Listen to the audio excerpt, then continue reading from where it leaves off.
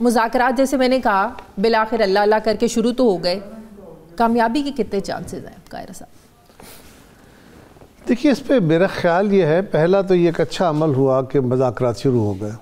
ہم تو سالوں سے یہ مذاکرات کی کوشش کر رہے تھے. آپ کو یاد ہوگا خان صاحب کا جب 2018 کا حکومت کا دور شروع ہوا، اس وقت بھی ہم نے کہا تھا کہ مل بیٹھ کے اس ملک کو وے فارورڈ دینا ہوگا. خان صاحب نے اس کے جواب میں گالیاں دی اور دیتے رہے، ان کی جماعت بھی دیتی رہی.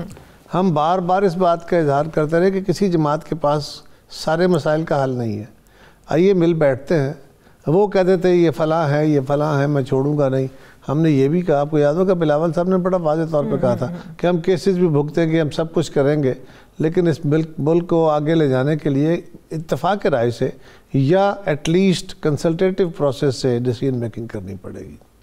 وہ اس وقت ایک اور گھوڑے پہ سوار تھے، ہوا کے گھوڑے کی طرح، تو وہ بالکل سننے کو موڈ میں نہیں تھے. خیر وہ وقت گزر گیا. اس کے بعد ان کی حکومت چلی گئی.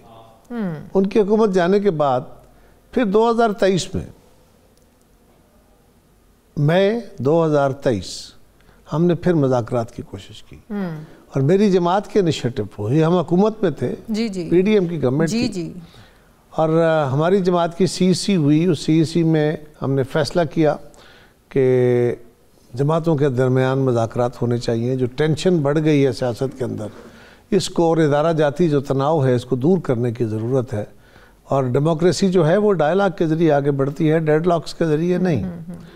ہم نے کوشش کی اور اس میں سپریم کورٹ نے مداخلت کر لی، لیکن باوجود اس کے کہ سپریم کورٹ کا رویہ درست نہیں تھا میری نظر میں، لیکن اس کے باوجود ہم نے مذاکرات کیے اور وہ مذاکرات کنکلوڈ ہو گئے. اب 2023 میں یہ اپریل مئی میں کیا ہو رہا تھا، پنجاب کی اسمبلی ڈیزالو کر دی گئی تھی، کے پی کی اسمبلی ڈیزالو تھی، سپریم کورٹ ایک ڈیٹ دے رہی تھی. ہم کہہ رہے تھے کہ نہیں ملک بھر میں الیکشن ایک وقت میں ہوں گے، پاکستان کا مسائل ان ساری صورت بہت میسر ہے، بہت میسر ہے، بہت میسر، بہت زیادہ. اور ہماری کوشش تھی کہ اس کے درمیان کو مڈل وے نکال لیا جائے.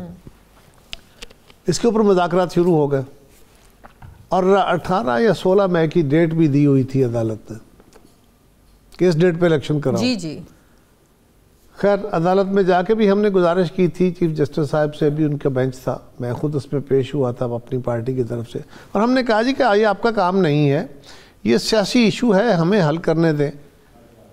انہوں نے ایک ہفتے کا ٹائم دیا، مذاکرات شروع ہوئے. اور آپ کو یاد کراؤں وہ مذاکرات آپ کو یاد ہوگا 2 مئی اور 3 مئی اور 6 مئی، یہ 3 میٹنگز ہوئی تھی. اور ان 3 میٹنگز میں چیزیں طے ہو گئی. 6 مئی فائنل ڈیٹ تھی، اس میں طے ہو گئی نمبر 1 کہ اس ملک میں الیکشن ایک دن ہوگا، الگ الگ نہیں ہوگا.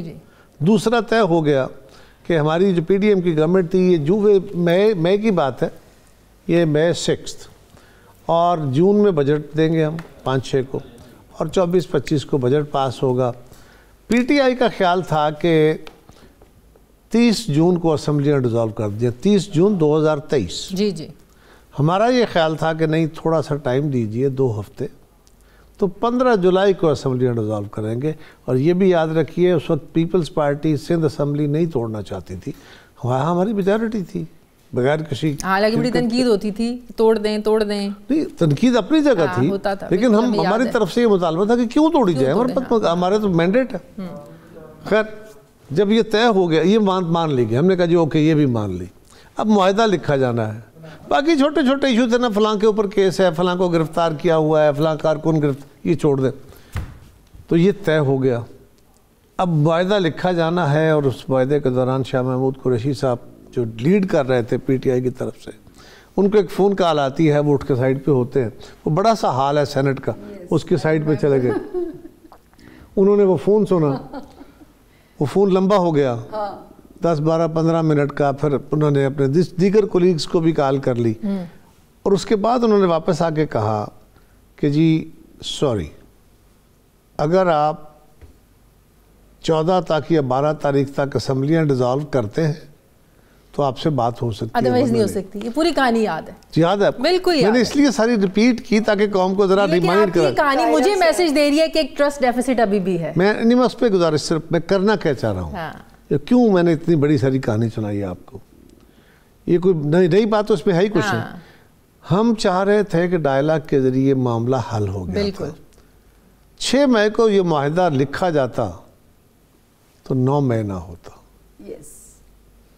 عمران خان کو الیکشن مل رہے تھے, معاہدہ لکھا جاتا, الیکشن ہو جاتے, ملک کے اندر پروسیس چل پڑتا.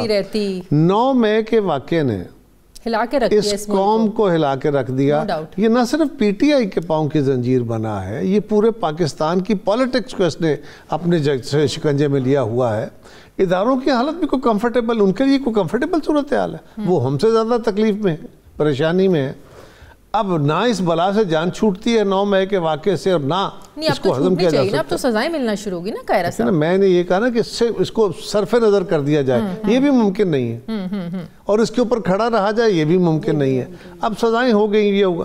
پھر ہم نے جب یہ الیکشن ہوا 2024 والا 8 فیبروری کو, 13 فیبروری کو پیپلز پارٹی پھر اپنی سی سی کی میٹنگ کرتی ہے, اور یہی کہ جی ٹینشن بہت ہو گئی ہے, الیکشن کے اوپر سوال بہت ہے, لہذا سیاسی جماعتیں بیٹھے اور رستہ نکالیں.